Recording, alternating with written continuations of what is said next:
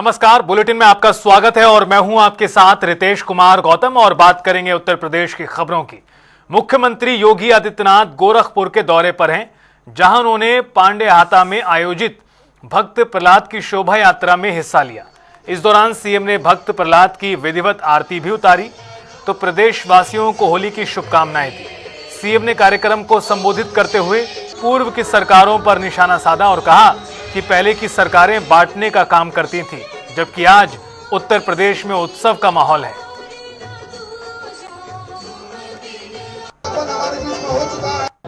होली का उत्सव प्रारंभ हो चुका है।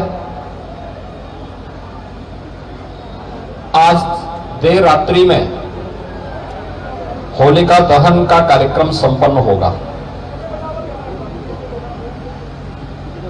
होलिका दहन की शोभा यात्रा के अवसर पर मैं आप सभी उपस्थित महानुभावों का, सज्जनों का, महानगर वासियों का, जनपद वासियों को और पूरे प्रदेश वासियों को होली की हृदय से बधाई देता हूं, अपनी शुभकामनाएं देता हूं। मैं इस होलिका दहन समिति के पदाधिकारियों को मैं विशेष रूप से बधाई देता हूं, जिनकी शताब्दी वर्ष चल रही है, यानी 100 वर्ष की अपनी यात्रा को अनवरत रूप से कमेटी आगे बढ़ा रही है। मैंने बधाई देता हूं। इनके पूर्व अध्यक्ष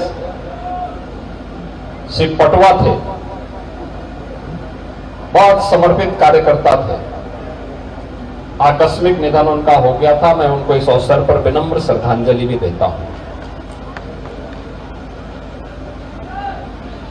बहनों और भाइयों, अव्यवस्था से व्यवस्था, अराजकता से अनुशासन,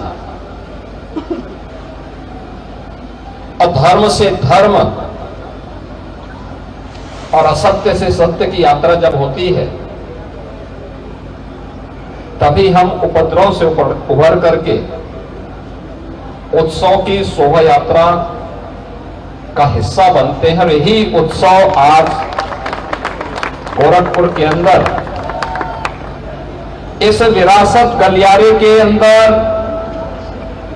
होलिका दहन समिति के शताब्दी महोत्सव के अवसर पर निकलने वाली शोभा यात्रा के अवसर पर देखने को मिल रहा है। हम गत वर्ष तक भी आते थे। संकरी गली हुआ करती थी, एक वाहन बामुश्किल जा पाता था, व्यापार अस्त व्यस्त था, ग्राहक नहीं आ पाते थे, अव्यवस्था का सा साम्राज्य था और यहां के व्यापारियों को तो नुकसान होता ही होता था, लेकिन उनके कारण कालीबाड़ी के बाबा को उनसे ज्यादा नुकसान हो जाता था। लेकिन अब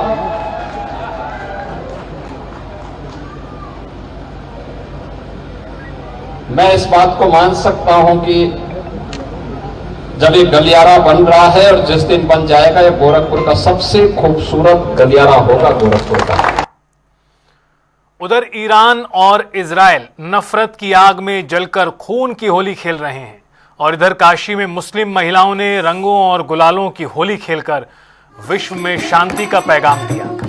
दरअसल गुलालोत्सव का आयोजन किया गया, जहां काशी की मुस्लिम महिलाओं ने रंगों की होली खेलकर नफरत, हिंसा और कट्टरता को खत्म कर विश्व शांति का संदेश दिया। महिलाओं ने कहा कि काश मुस्लिम देश भी होली मनाते तो गले मिलने की उम्मीद होती। भारत की संस्कृति रंगों की होली खेलकर गले मिलने का संदेश देती है।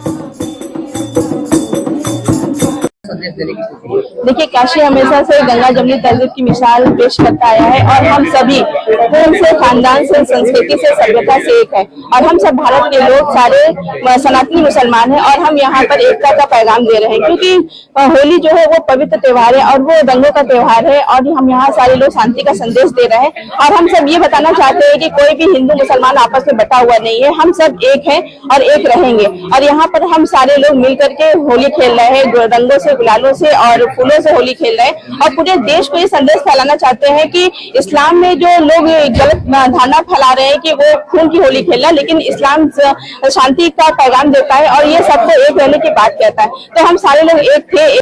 पूरा मध्य एशिया खून की होली खेल रहा है, वो गला काट रहे हैं। बनारस जो है, काशी, ये रंगों की होली, गुलालों की होली, संबंधों की होली खेल रहा है। यहाँ पर हम गले मिलते हैं। भारतीय संस्कृति से पूरी दुनिया को सीखना चाहिए कि एक जगह हर एक तरह के मजहब के लोग रह करके आपस में शांति, भाईचारा और प्रेम और मोहब्बत से कैसे रह सकते हैं। तो दुनिया को सीखना चाहिए। वो तो शिया और सुन्नी है, जबकि दोनों इस्लाम को मानने वाले हैं, लेकिन शिया और सुन्नी देश आपस में लड़ रहे हैं, देश के देश। तो वहीं रामनगरी अयोध्या में होली को लेकर बाजारों में जबरदस्त उत्साह है। रंग, गुलाल, पिचकारी और मुखौटों से दुकानें सजी हुई हैं। लेकिन इस बार खास आकर्षण प्रधानमंत्री नरेंद्र मोदी और मुख्यमंत्री योगी आदित्यनाथ की तस्वीर की पिचकारियों का है। दुकानदारों के मुताबिक बच्चों और युवाओं में मोदी और योगी की थीम की पिचकारियों की डिमांड है। वहीं बाजारों में सुबह से ही ग्राहकों की भीड़ है। पुलिस लगातार नजर बनाए हुए है और चप्पे चप्पे पर नजर रखी जा रही है।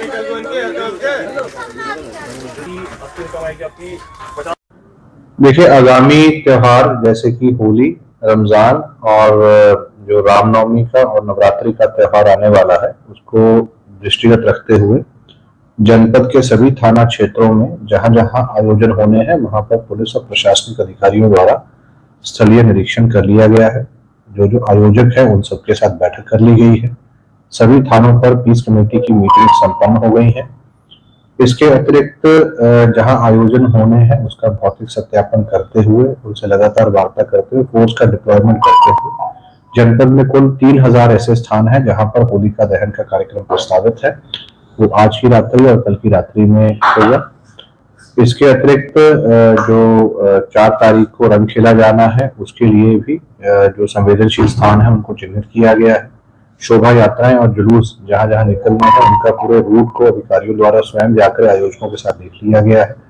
पूरे रूट की सीसीटीवी कैमरा से और ड्रोन से निगरानी की जा रही है।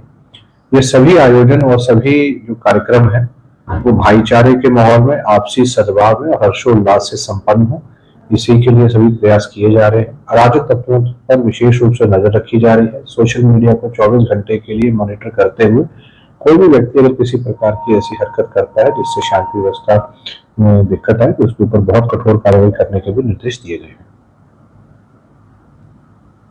जनपद अयोध्या में लगभग 3000 होलिका दहन होते हैं। टू बी एग्जैक्ट 2978 स्थानों पर होलिका दहन किया जाता है।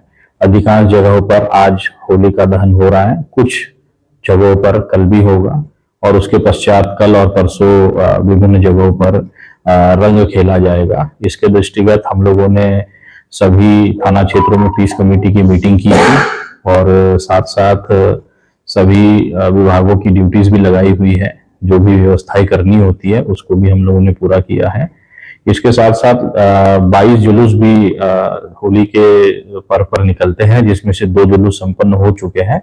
शेष जुलूस जो है अगले आज, कल और परसों में निकलेंगे, जिसमें हम लोगों ने हमारे जो संबंधित अधिकारीगण हैं, पुलिस बल है, उसकी ड्यूटी लगाई है। इसी दौरान रमजान का महीना भी चल रहा है। साथ ही साथ अंतर्राष्ट्रीय स्तर पर जो घटनाक्रम हुआ है उसके परिप्रेक्ष्य में भी विभिन्न स्थानों पर लोगों द्वारा जो है जुलूस निकाले गए हैं। सभी चीजों के मद्देनजर हम लोगों ने सतर्कता बरती है। हमारी जो टीम्स है वो क्षेत्र में है। पुलिस और प्रशासन दोनों ही लगातार भ्रमण कर रहे हैं, रूट मार्चेस कर रहे हैं। बाजारों में एरिया डोमिनेशन की कार्रवाई चल रही है और हम लोग सतत त्योहार का समय है तो व्यापारियों से, धर्मगुरुओं से, सभी लोगों से संपर्क में है, ताकि अगर कहीं पर कोई समस्या हो तो उसको समय रहते ठीक किया जा सके। उधर बांदा में होली और रमजान को देखते हुए पुलिस प्रशासन पूरी तरह सतर्क है और इस कड़ी में पुलिस प्रशासन की ओर से चेकिंग अभियान चलाया गया, जिसके तहत वाहनों के कागजात जांचे गए और कमियां पाए जाने पर चालान हुए। लोगों से यातायात नियमों के पालन की अपील की गई है।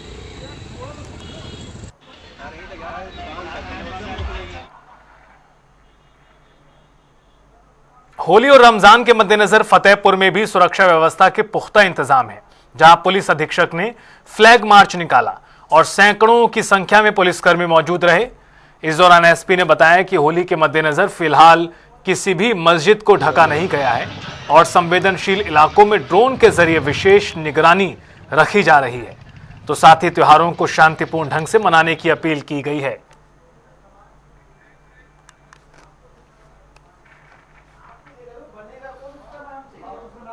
मुख्यमंत्री योगी आदित्यनाथ के नेतृत्व में प्रदेश सरकार ने शिक्षा मित्रों और अनुदेशकों को बड़ा तोहफा दिया है। बजट सत्र के दौरान सीएम ने ऐलान किया कि 1 अप्रैल 2026 से शिक्षा मित्रों और अनुदेशकों का मानदेय बढ़ाया जाएगा। देखिए खास रिपोर्ट।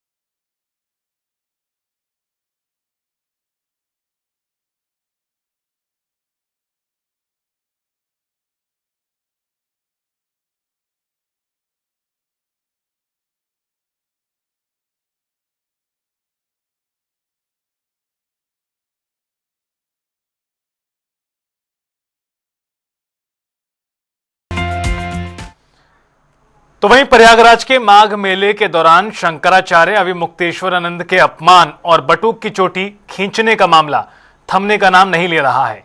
एक बार फिर डिप्टी सीएम केशव प्रसाद मौर्य ने शंकराचार्य का खुला समर्थन किया।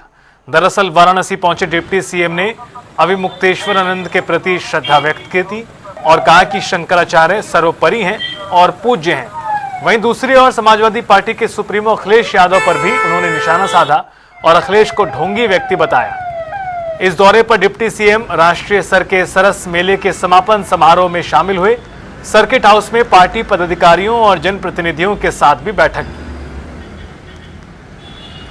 देखिए, हम उसमें देखना नहीं, भगवान जगतगुरु शंकराचार्य हैं, अगर वो कहीं भी जा रहे हैं आ रहे हैं तो जो भक्त होंगे उनका स्वागत करेंगे। हम भी एक राम भक्त के नाते, एक शिव भक्त के नाते, एक कृष्ण भक्त के नाते, एक सनातन संस्कृति के पोषक होने के नाते हम भी स्वागत करते हैं, हम भी अभिनंदन करते हैं। देखिए, मैं इतना ही कहूँगा कि उत्तर प्रदेश में किसी गो हत्यारे की औकात नहीं है जो गौ माता को खरोंच भी पहुँचाने का काम कर सके।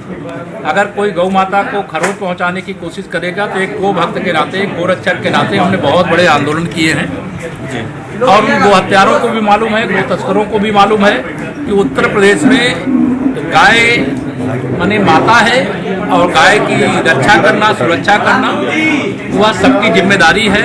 गौ माता दूध देती है, सबका पालन करती है और गौ माता के प्रति हमारी सरकार, चाहे देश की चाहे प्रदेश की, वो एक आस्था रखती है और हम मानते हैं कि गौ माता के शरीर में 33 करोड़ देवी देवताओं का वास है। अखिलेश यादव जी एक ढोंगी व्यक्ति हैं जिन्होंने सदैव राम भक्तों का दमन किया, शिव भक्तों का दमन किया, गो भक्तों का दमन किया, गो तस्करों का संरक्षण किया और हिंदुओं पर अत्याचार करने का काम किया, मुस्लिम तुष्टीकरण करने का काम किया। तो श्री अखिलेश यादव जी जब इस प्रकार की बातें करें तो कोई क्या हिंदू समाज का व्यक्ति उन पर विश्वास करेगा क्या?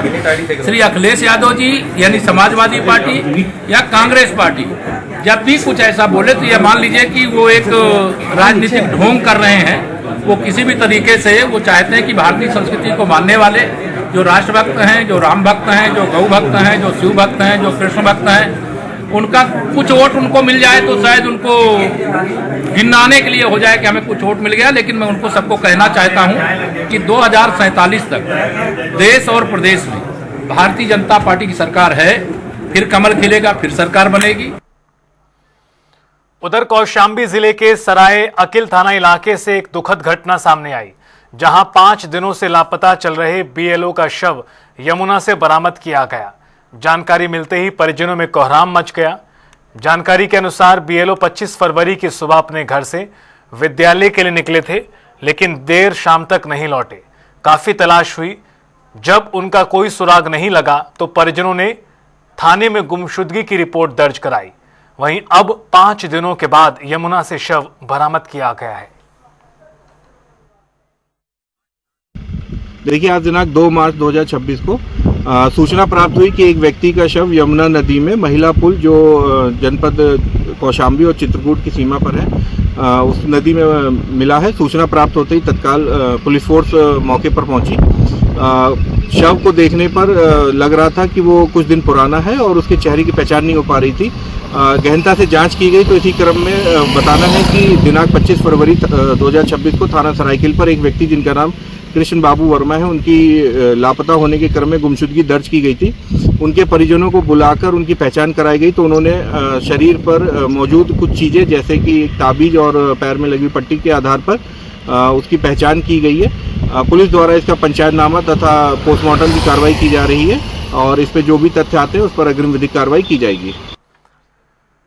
कुशीनगर की ट्रैफिक व्यवस्था इन दिनों पूरी तरह से चरमराई हुई नजर आ रही है, जहां NH 730 पर प्राइवेट बस संचालकों की मनमानी लगातार जारी है। बस चालक खुलेआम बीच सड़क पर बस रोककर सवारी भर रहे हैं और इसे लेकर जब TI से बात की गई तो उन्होंने अपना पल्ला झाड़ लिया और कहा कि मेरी जिम्मेदारी नहीं है, जिला अधिकारी से जाकर शिकायत करें। ऐसे में ट्रैफिक व्यवस्था और प्रशासन पर सवाल खड़े होते हैं।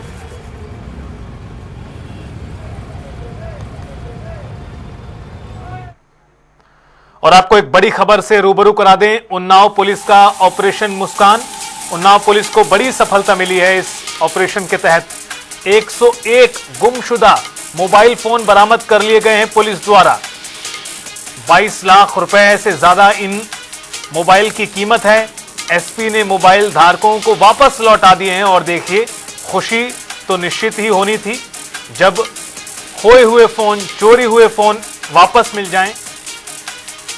हजारों हजार के फोन अब आते हैं और ऐसे में जब फोन चोरी हो जाए या खो जाए और कुछ दिनों के बाद वापस मिल जाए तो खुशी का ठिकाना नहीं होता।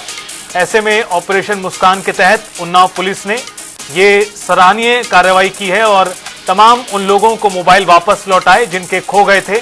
और देखिए, लाखों में इनकी कीमत है। ये जो मोबाइल बरामद किए गए हैं 100 से ज्यादा, इनकी कीमत लाखों में है। उधर बदायूं में कुछ ऐसा ही नजारा देखने को मिला, जहां खुलेआम सड़कों पर डग्गा मार वाहन दौड़ रहे हैं लेकिन कोई कार्रवाई नहीं। आरोप है कि डग्गा मार वाहनों से खुलेआम वसूली की जाती है और इन पर कोई कार्रवाई नहीं की जा रही। जानकारी के मुताबिक पुलिस लाइन चौराहे से लेकर शहर के हर जगह से डग्गा मार गुजरते हैं लेकिन जिम्मेदार अधिकारियों को इसकी भनक तक नहीं।